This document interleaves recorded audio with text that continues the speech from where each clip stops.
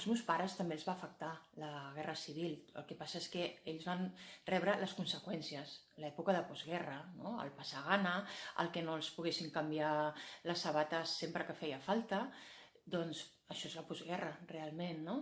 I els que realment la van viure de prop, ja no només les conseqüències, sinó que la van viure de prop, van ser els avis. Els avis, tots dos van lluitar al bàndol republicà.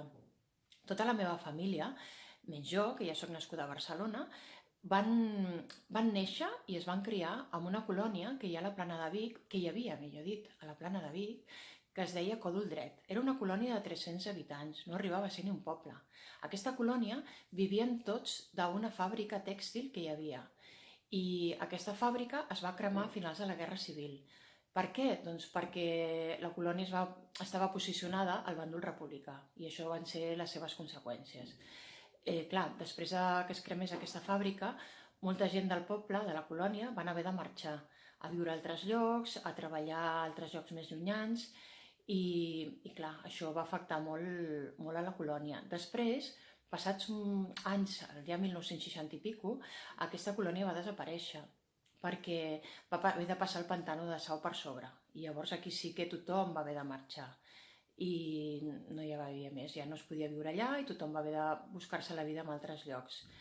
Durant els anys que van viure la meva família a Còdol Dret, el que haig de destacar és que els meus pares, la meva mare en concret, doncs va poder estudiar, però no va poder marxar de Còdol Dret, va poder estudiar un auxiliar administratiu allà a Còdol Dret i el meu oncle va tenir la sort, com que era home, aquesta és la gran diferència, doncs el meu oncle va poder marxar de Còdol Dret.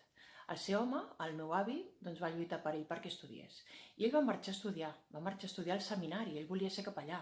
El que passa és que passats 2 o 3 anys d'estar al seminari ho va deixar. Ell no estava d'acord amb els principis de l'Església i això va fer que ho deixés. Va formar una família i va estudiar medicina. A qui ho recorda? Segurament ho recorda el Cruells, no? Doncs així és. Jo quan llegia la novel·la pensava en el meu oncle, a la tercera part de la novel·la. I bé, aquestes són les històries de la guerra. Realment som molt afortunats, la nostra generació, de no haver viscut una guerra. Hem viscut altres coses, està clar, la crisi i altres coses negatives, però una guerra crec que és de les pitjors coses que et pot passar. I això nosaltres fins ara no ho hem viscut.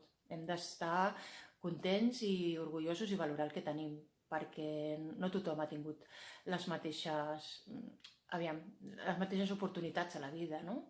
No oblidem els personatges de la nostra novel·la, En certa glòria.